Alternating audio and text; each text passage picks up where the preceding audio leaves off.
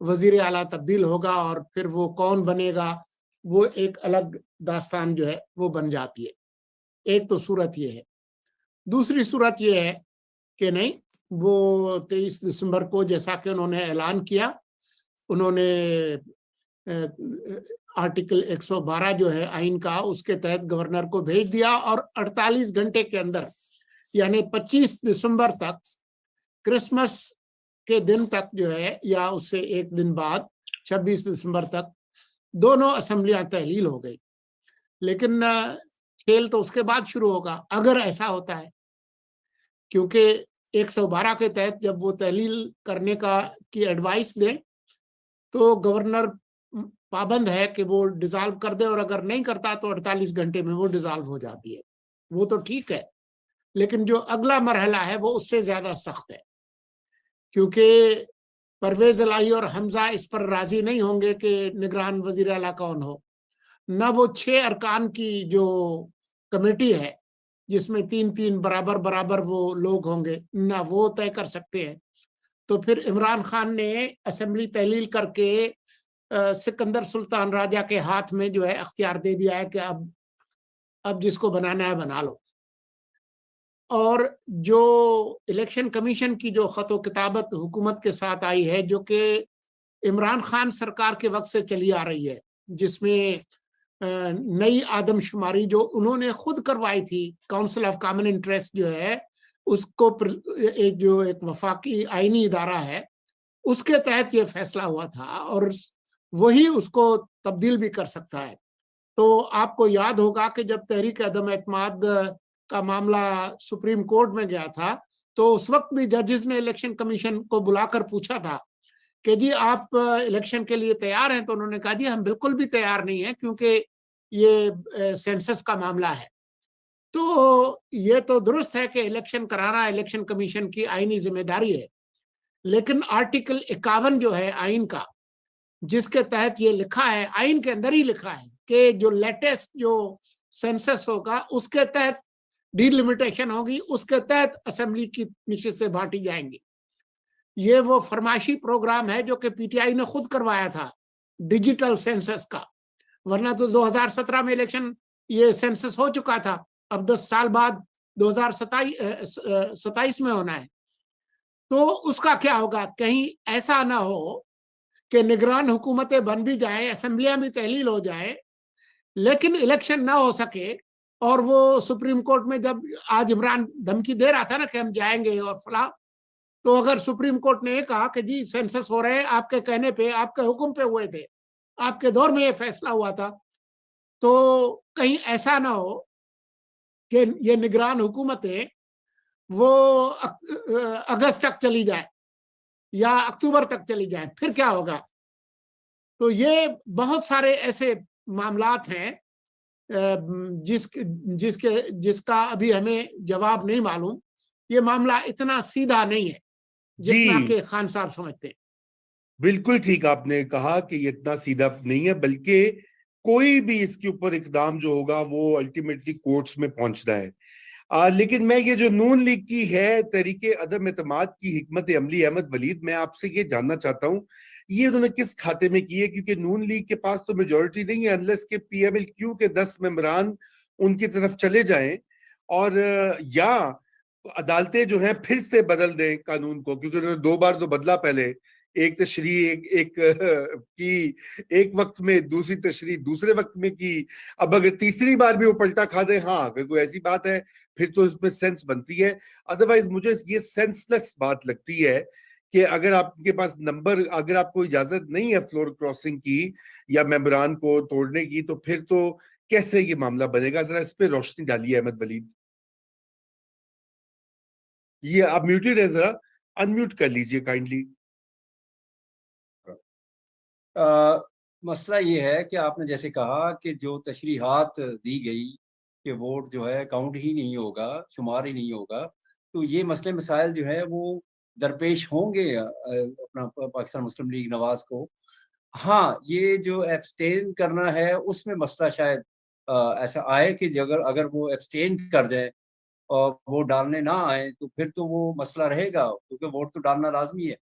तो ये जो इनके दावे हैं मुस्लिम लीग नवाज के कि हमारे पास ऐसे राब्ते में लोग हैं जो मे भी एब्सटेन कर जाएं और फिर हम इनको कहेंगे आप अपना नंबर पूरा करें, तो उसमें फिर मामला जो है फिर शायद अदालत में जाए और उसके बाद फिर नई तशरीहात भी आ सकती हैं। अगर वहाँ पे अदालतें जो हैं वो चाहती हैं कि परवेज़ इलाही जो है वो हुकूमत में रहे या पीटीआई की हुकूमत पंजाब में रहे। आपने देखा कि काफ़ी सारे असरात जो है उन अदालती फैसलों के सामने नज़र आए, बाद में जाके समझ आई लोगों को कि ये क्या हो रहा था उस टाइम पे, क्यों इंटैक्ट रखी जा रही थी पाकिस्तान तहरीक-ए-इंसाफ की हुकूमत और परवेज़ इलाही की हुकूमत। तो ये चीज़ें तो उस वक़्त होती रही हैं, अब मंज़रनामा चेंज हो चुका है। अब मंज़रनामे पे शायद उस तरह से सपोर्ट ना मिले, लेकिन ये कि जो इनकी स्ट्रैटेजी है कमज़ोर सी स्ट्रैटेजी, क्योंकि ये समझते रहे हैं कि शायद ये हम प्रेशर रखेंगे, शायद ये चौधरी परवेज़ इलाही इनको प्रेशर में रखे इमरान खान को और असेंबलियाँ ना टूटें। लेकिन वो साथ-साथ धमकियाँ ज़रूर देते रहे हैं। लेकिन उनकी ऑब्वियसली जैसे मुर्तज़ा साहब कह रहे हैं, प्रॉब्लम जो है वो आगे बढ़ेगी और वो प्रॉब्लम इनको खदशात जो मुनस इलाही ज़िक्र कर रहे हैं जिनका कि हमारे लिए प्रॉब्लम हो सकती है, तो वो इसी किस्म की प्रॉब्लम्स हैं कि एक्सटेंड हो जाए, फिर अगस्त तक असेंबली चली जाएँ, तो फिर क्या फ़ायदा होगा इनको? उस दौरान ही ऑब्वियसली वफ़ाकी हुकूमत जो है, वो सारा इससे फ़ायदा उठाएगी। ये शोर मचाएँगे, अदालतों में जाएँगे, लेकिन अदालतों में उस तरह से शायद इस मर्तबा सुनवाई ना हो, क्योंकि जैसे मंज़रनामे तब्दील हुए हैं तो उसमें काफ़ी सारे ऐसे हिंट्स हमें मिल रहे हैं जिसमें जो कुछ विदिन जो यानी कि डिवाइड भी थी, वो डिवाइड को भी काफ़ी हद तक महदूद कर दिया गया है। कुछ ऐसे अनासर थे जो कंटीन्यूअसली अपना काम कर रहे थे, तो मेरा ख़्याल है 29th के बाद से सिचुएशन काफ़ी चेंज होगी और वो लग रहा है कि नज़र आ रही है बड़े एक्टिव हैं इस वक़्त, जो पीछे से अनासर हैं, वो काफ़ी जी। एक्टिव हैं। तो अच्छा। उससे हमें ये लग रहा है कि अब ये जो मंज़रनामा चेंज हुआ है तो उससे तहरीक-ए-इंसाफ को ज़्यादा फ़ायदा शायद ना मिल सके। मैंने तो मैंने तो बहुत सुने थे अल्फाज खलाई मखलूक, महकमा ज़राअत, आपने आज अनासिर का टर्म भी कर दिया। मैं एक डिक्शनरी बना रहा हूँ नाजरीन, जिसमें कि ये सारे पिछले 5-6 साल से जो इस तरह के कई अल्फाज और कई तराकीब जो है वो भी इस्तेमाल की जा रही है। नादिया नक्की साहिबा ने भी हमें ज्वाइन किया। Welcome Nadia, thank you for joining us. आपके आने से पहले असेंबलियों के तोड़ने के ऐलान पर बात हो रही थी और ये मैं इनसे भी सवाल करता कि तहरीक अदम एतमाद तो कामयाब हो नहीं सकती, सिर्फ असेंबली ना तोड़वाने के लिए कारआमद हो सकती है। आप क्या कहेंगी इमरान खान साहब की स्ट्रैटेजी के ऊपर और नून के ऊपर? जी। अच्छा, एक तो मैं रजा, थैंक यू सो मच। सबसे पहले जो अहमद ने अभी कहा ना अनासिर और इमरान खान साहब का फायदा कम उनको नजर आता है। देखिए, अभी तक हमने डबल गेम सुना था, ट्रिपल भी कोई हो सकता है, इसलिए इतना ज्यादा जो है वो हमें सोचना नहीं चाहिए, क्योंकि ये भी एक बहुत एक ऐसी चीज है जिसपे कोई वसूख से नहीं कह सकता कि अगला क्या होने जा रहा है। लेकिन बहरहाल ये जो 6 दिन दिए हैं रजा, मेरे अपने नजदीक ये 6 दिन का वक्फा जो है ना, ये इंतहाई अहमियत का हामिल होगा कि 6 डेज में क्या कुछ हो सकता है। इमीडिएटली भी वो कर सकते थे डिसॉल्व, लेकिन इमीडिएट की तो कोई बात नहीं की गई है। अभी तक यही कहा जा रहा है कि 6 दिन लगेंगे। इन 6 दिनों के अंदर जाहिर है जी।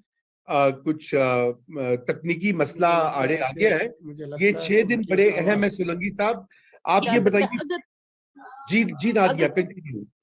जी, आई एम सेइंग कि अगर परवेज इलाही साहब लेट्स से डिसॉल्व कर भी देते हैं, तो देखिए कोर्ट में भी तो चैलेंज होती है ना कि ये आपकी स्वागत जरूर थी, लेकिन उसके उसके पीछे मुहर्रकात क्या थे? क्या वो इतने सॉलिड मुहर्रकात थे कि जिस पर आप असेंबली डिसॉल्व करेंगे, लोगों के मैंडेट को जो है वो इस तरह से एक तरह से उनकी तो डिसरिस्पेक्ट हुई। क्योंकि कई मर्तबा माजी में भी आपने देखा है कि असेंबलियां जो डिसॉल्व हुई वो कोर्ट्स ने वो वापस बहाल भी हुई। रीइंस्टेट की। ये एक बहुत ही, मैं कहूंगी कि आप वसूख से ये नहीं कह सकते कि इलेक्शंस होंगे। इलेक्शंस ना करवाने के भी बहुत सारे टेक्निकल ग्राउंड्स के ऊपर हुकूमत भी आगे जा सकती है। मेरे ख्याल से इमरान खान साहब ने ये सोचा होगा रजा कि this time he has nothing left. आपने 2 लॉन्ग मार्च कर ली, वो आप इस्लामाबाद लेकर नहीं जा सके। अगर आज भी आप ये कहते कि जी अभी हम मशावरत कर रहे हैं, तो इसका साफ मतलब था कि पार्टी पर से ग्रिप भी खत्म हो गई है। चौधरी परवेज इलाही भी आपकी बात नहीं सुन रहे हैं। लेकिन ये 6 दिन या 7 दिन जो है, इसमें बहुत कुछ हो सकता। इसमें परवेज इलाही साहब एक्चुअली क्या कर सकते हैं ये भी देखना होगा। 7 दिन अच्छा किया उन्होंने दे दिए, तो पीडीएम गवर्नमेंट जो है वो भी सोच लेगी कि उन्होंने नेक्स्ट क्या चाल चलनी है, वरना अगर वो इमीडिएटली कहते तो they would have been thinking कि अब हमें क्या चाल चलनी है। लेकिन ये इतना आसान नहीं है, असेंबलियां तोड़ना और तोड़ करके ये लेजिट असेंबली टूटना कहलाना ये आसान नहीं है, अगले इलेक्शंस हो जाना ये भी इतना आसान नहीं।